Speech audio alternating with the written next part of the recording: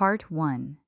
The world beneath the sea, far out at sea, where the water grows deep and quiet, there is a place that no ship can anchor, no lighthouse can reach, and no storm can truly disturb for long.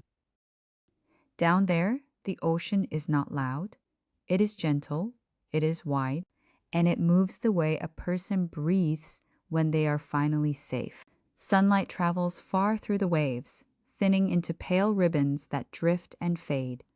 If you watch long enough, you can see those bright lines trembling softly in the water, as if the day above is whispering to the world below. In that calm kingdom lived the Sea King and his daughters. The Sea King's palace was built of smooth stone and shining shells, not sharp or glittering in a way that would hurt the eyes, but polished like river pebbles round, cool and comforting. Tall seaweed grew like curtains around the outer halls, swaying slowly, opening and closing with the current. And in the palace gardens, coral rose in gentle arches, like quiet pathways meant for unhurried walks. The little mermaid was the youngest of the sisters. She was not the loudest, and she was not the boldest. She did not race her sisters through forests of kelp, or spin in circles simply to watch bubbles sparkle in her hair. She could play. Of course, she laughed sometimes, and she smiled often, but more than anything, she listened. She listened to the ocean. She listened to the stories that drifted through the palace like soft music. And she listened to the small feelings inside her, the ones that did not always have words.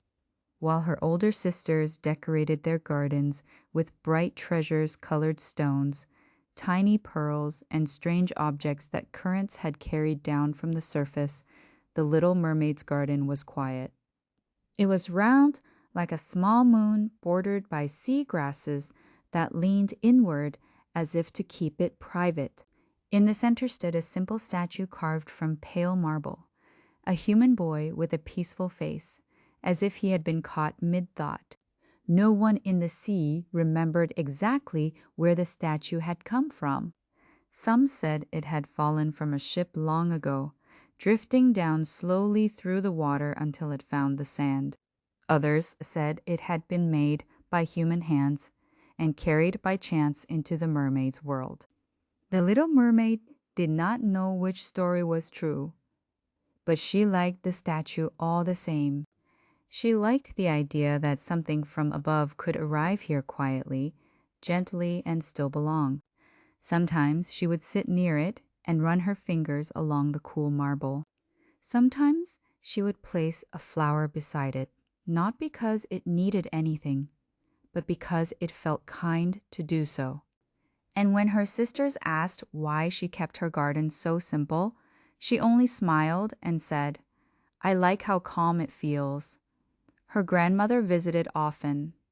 The grandmother was not old in the way humans imagine age, because the sea keeps its own kind of time, but her voice carried the steady warmth of someone who has seen many seasons pass, and her eyes held the patience of deep water. She would come in the evening when the palace lamps glowed softly little pearl lights that floated in place, lighting the halls without flickering. She would sit with the little mermaid and brush her hair slowly, the way a mother might, the way comfort is sometimes given without speaking. And then she would tell stories. Stories of the world above. There is a place, her grandmother would say, where the air is not water and you breathe it with your lungs instead of your heart. A place where the ground stays still beneath your feet and the sky is so wide it makes even the sea feel small. The little mermaid would lean closer, her eyes bright with quiet wonder.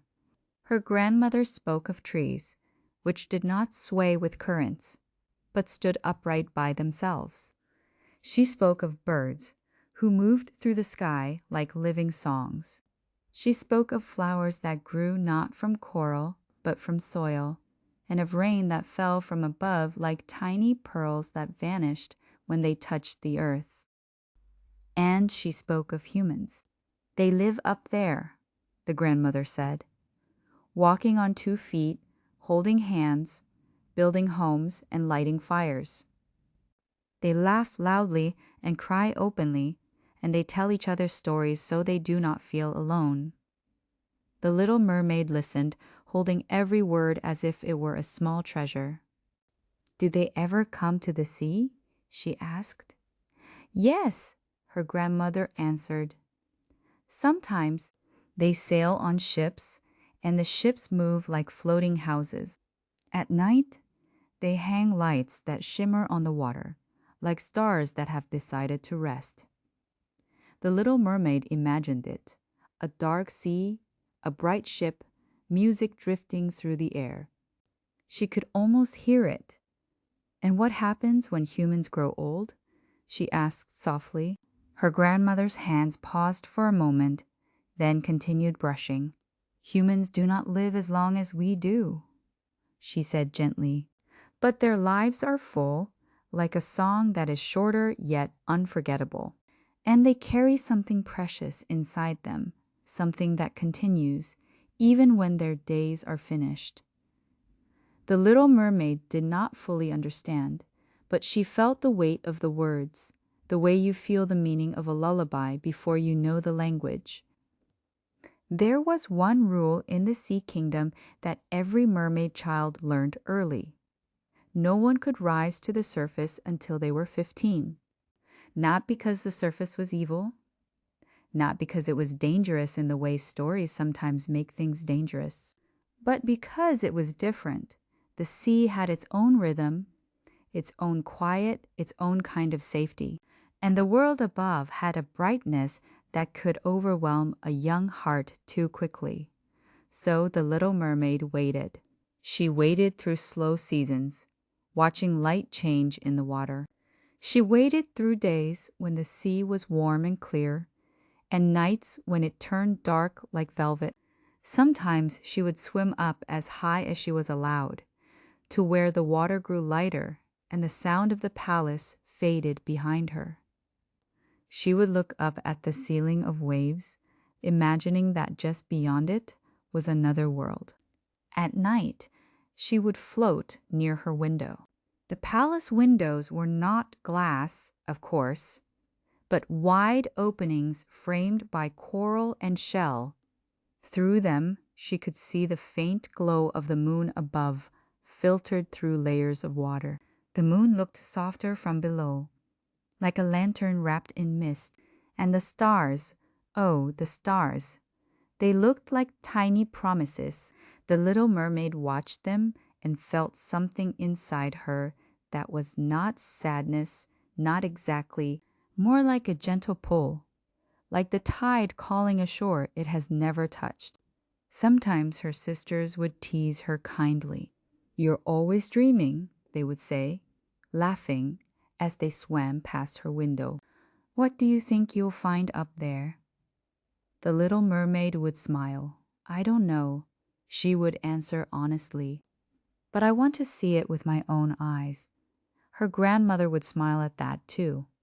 "Curiosity is not a fault," she said. "It is a kind of courage.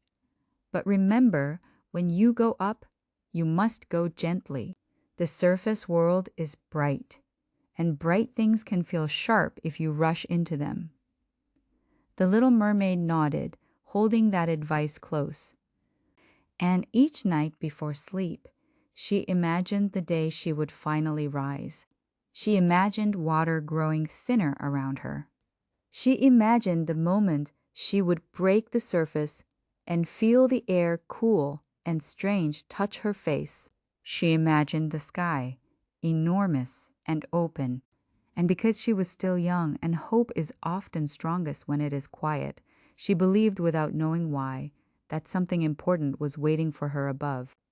Not a grand destiny, not a loud adventure, something softer, something that would change her life the way morning changes a room. Slowly, gently, and all at once. And so the Sea Kingdom rested. The palace lights dimmed. The gardens grew still. The little mermaid closed her eyes and the ocean held her like a cradle. For now she slept, and for now she waited. Part 2. The First Night Above the Sea.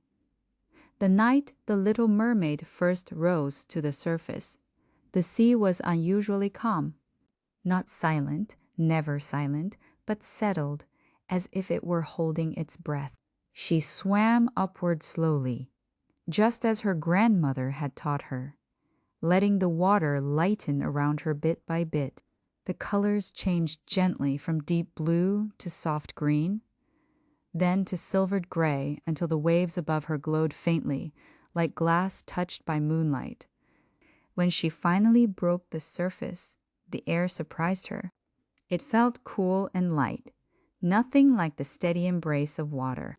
She rested quietly between the waves, learning how the surface world moved, how the sea rose and fell instead of flowing all at once, how the wind brushed across her face like an invisible hand.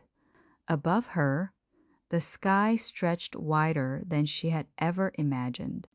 The moon hung low and full, casting a long path of light across the water as if inviting her to follow. Stars shimmered, not softly as they did below, but sharply and clearly, each one distinct.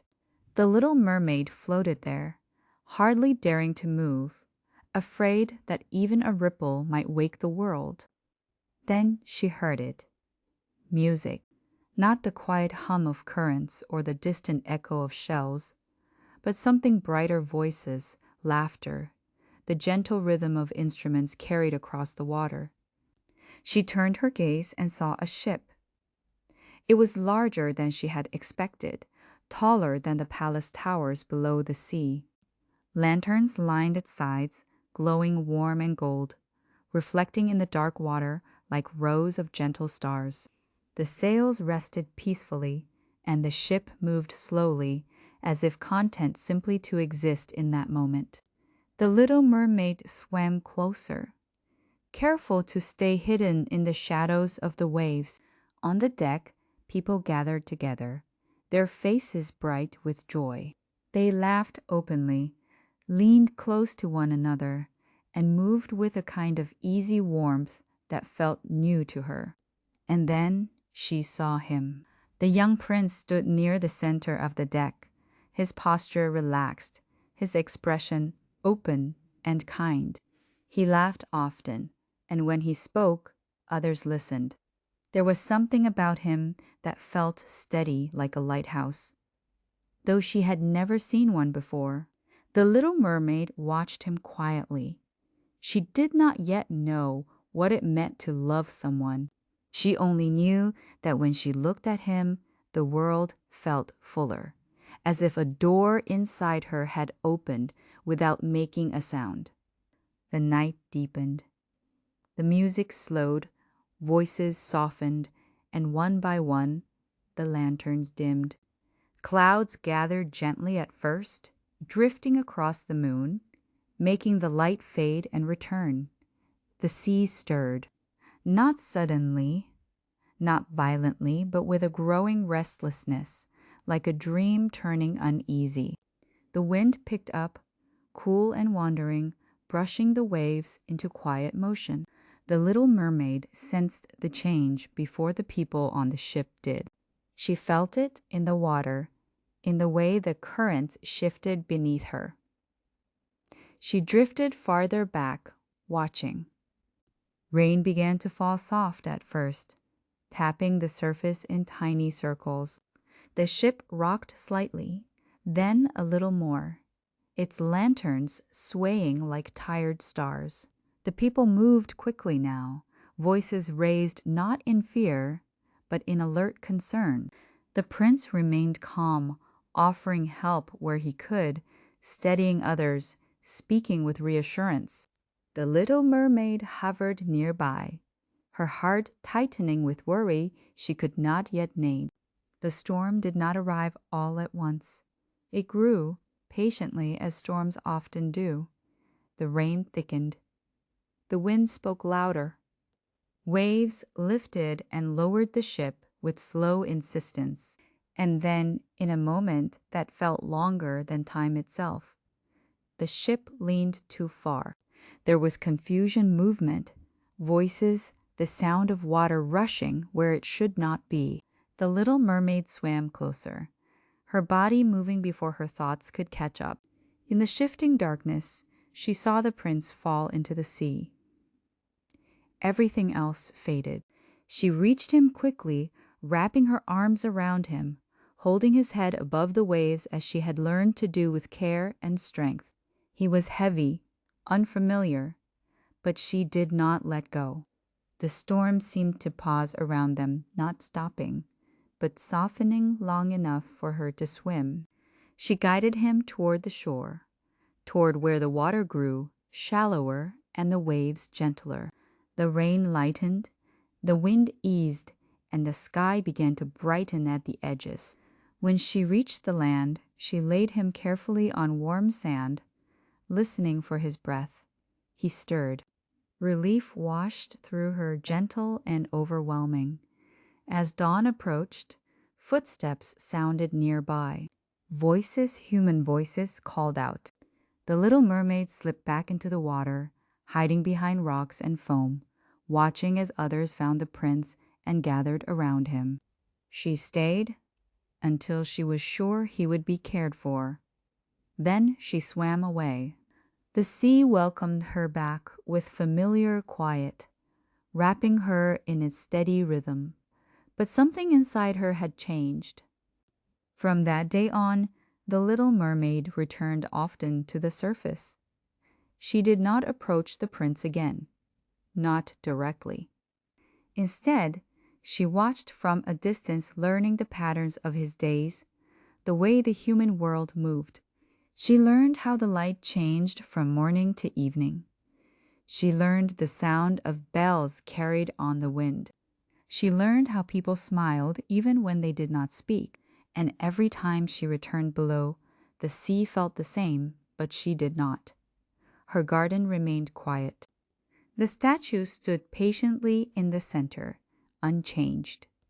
But now, when she sat beside it, she thought not only of the world above, but of a person within it. And sometimes, late at night, when the moon's light reached down through the water, she felt a gentle ache, not painful, not sharp, just a reminder that her heart had begun to look beyond the sea. Part 3. Longing, Learning, and the Quiet Choice. After that night, the sea felt familiar in a new way. The little mermaid returned to her home beneath the waves, and everything appeared just as it had before. The palace halls glowed softly. The gardens swayed gently. Her sisters laughed and told stories of their own evenings. Yet inside her, something had shifted. It was not restlessness exactly, not unhappiness. It was more like a question that had quietly taken shape, one that did not hurry her for an answer. She swam more slowly now, noticing small details she had once passed by without thought, the way light folded itself into the water, the way currents carried whispers from faraway places. She listened more carefully, as if the sea itself might explain what she was feeling. Often, she returned to her garden. The statue still stood in the center, unchanged and patient. She sat beside it, resting her hands on the cool stone, and found herself thinking of the shore, of the prince, of the sound of human voices carried by the wind. She did not speak these thoughts aloud. They felt too delicate, as if words might break them. Her grandmother noticed, of course. One evening, as pearl lights drifted lazily through the halls, the grandmother joined her once more, settling beside her with a familiar, comforting presence. "You have been quiet," she said gently, "not unhappy but thoughtful." The little mermaid nodded. "I keep thinking about the world above," she admitted, "how it feels so wide and yet so close." Her grandmother smiled softly. "That is how it begins," she said, "when a heart realizes there is more than one way to live." The little mermaid hesitated, then asked the question that had been waiting inside her. Grandmother, what happens to humans when their lives are finished? The grandmother's hands folded calmly in her lap. They become part of something greater, she said. Not in the sea and not on the land, but beyond both. The little mermaid frowned slightly, trying to understand. And mermaids? She asked. Her grandmother's voice remained gentle. We live long lives, she said. And when they end, we return to the sea itself, becoming foam, becoming water once more. The little mermaid was quiet for a long moment. But we don't continue, she asked softly. Not in the same way, her grandmother answered honestly. But that does not mean our lives are without meaning. Meaning comes from how we live, not how long we last. The words settled slowly. That night, the little mermaid floated near her window once more.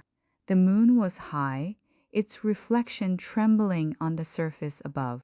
She watched it and imagined the shore, the warmth of sand, the sound of footsteps, the way the air carried voices instead of currents. She wondered what it might feel like to walk instead of swim, to stand still and let the world move around her. She wondered what it might feel like to speak to the prince, to hear her own thoughts shaped into sound that another could understand. But more than that, she wondered what it meant to choose a life. Her sisters soon began reaching the age when they, too, were allowed to visit the surface. Each returned with stories of strange objects, of human customs, of laughter and confusion.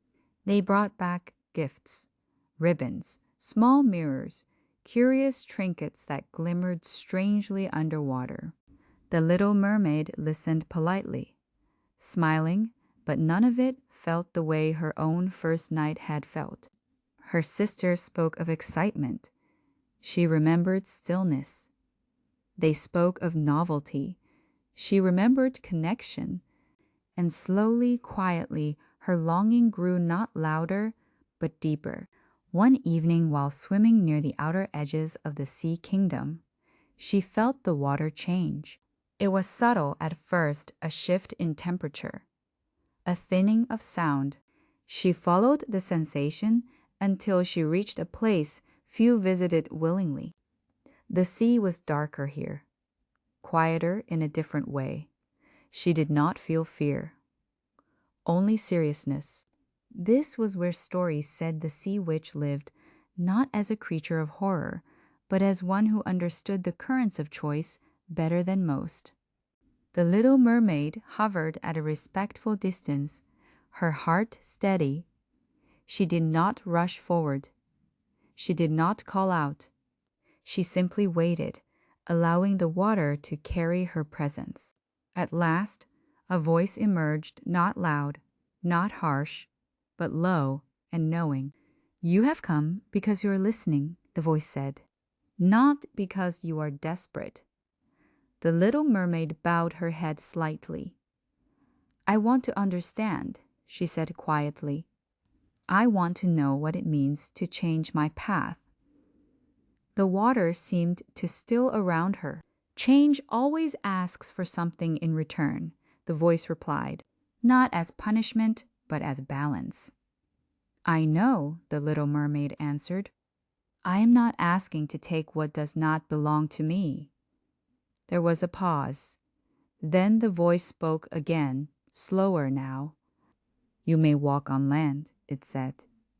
You may live among humans, but the world above does not bend easily. Love, there cannot be earned through sacrifice alone, it must be freely returned. The little mermaid felt the truth of those words settle within her.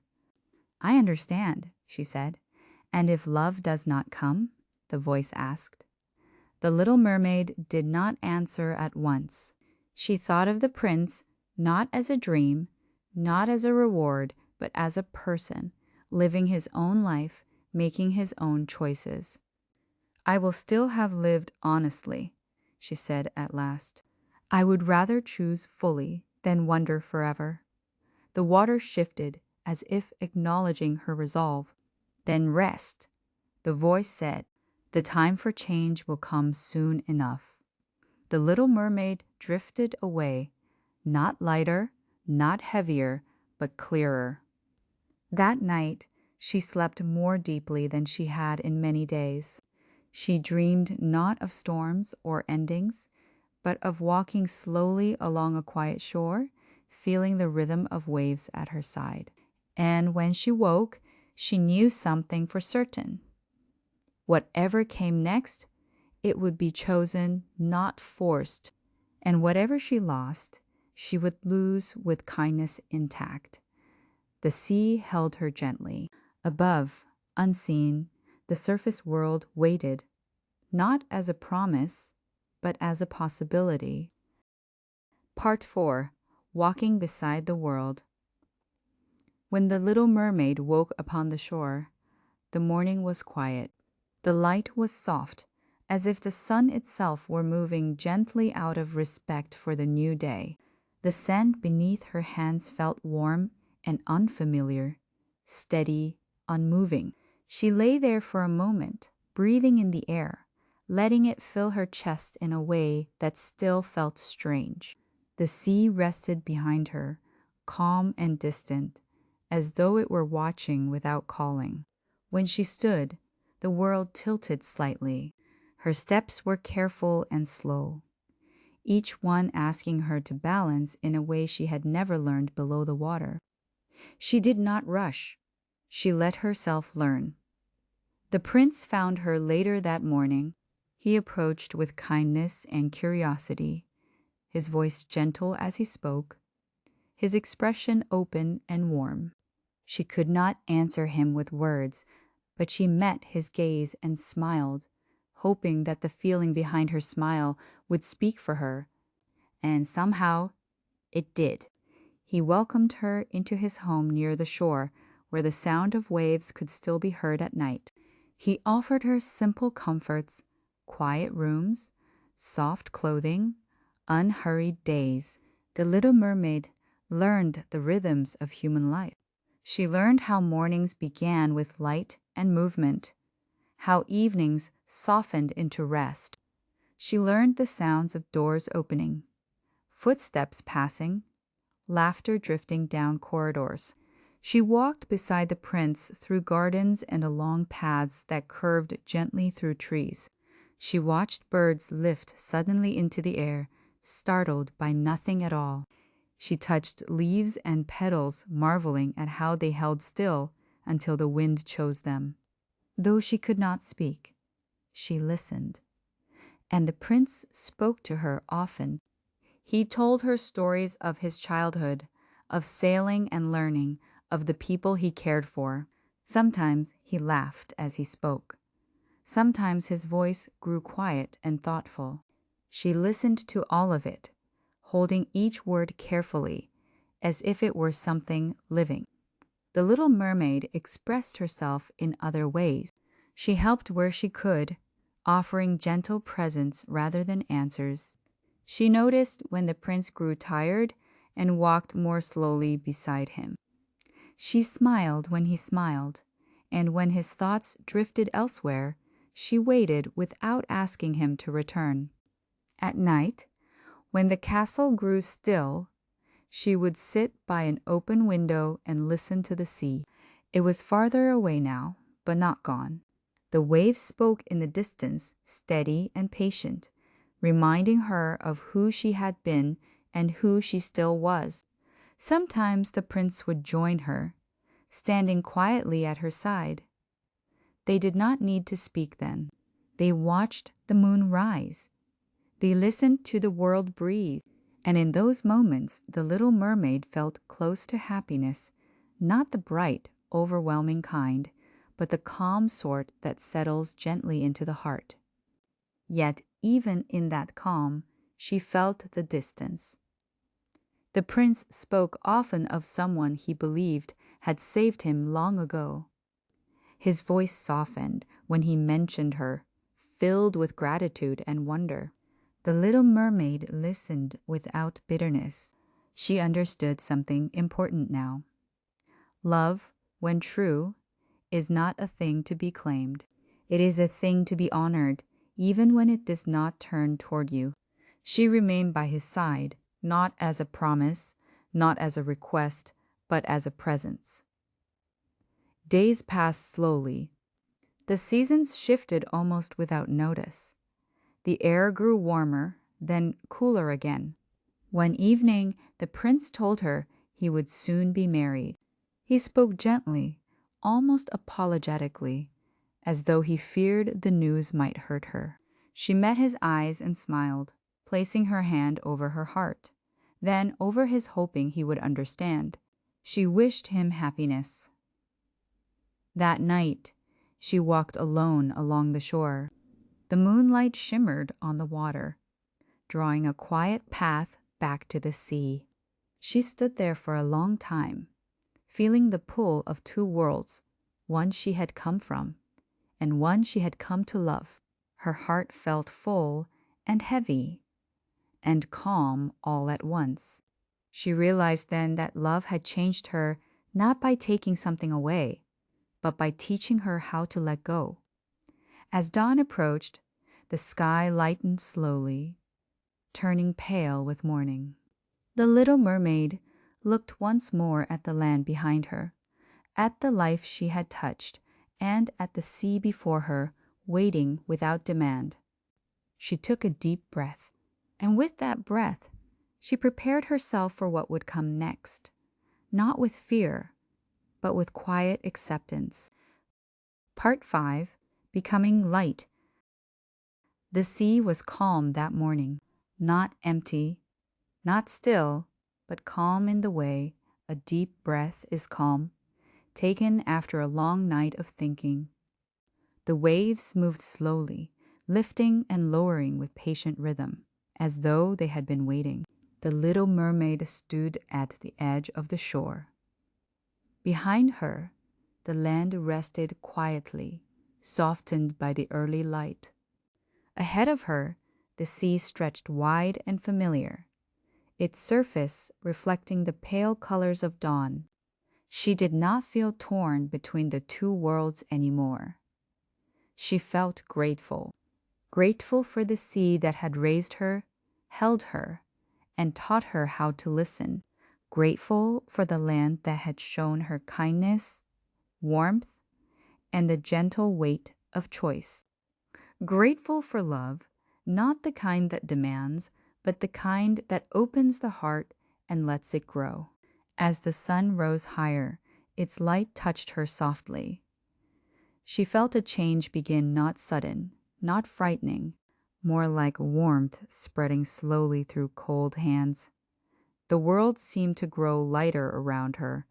The sound of the waves softened, and the air felt different against her skin. Not sharp, not cold, but welcoming. She took one last look at the shore. She thought of the prince not with sorrow, but with tenderness.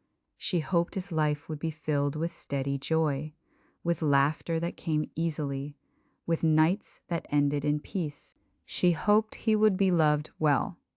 Then she turned back toward the sea.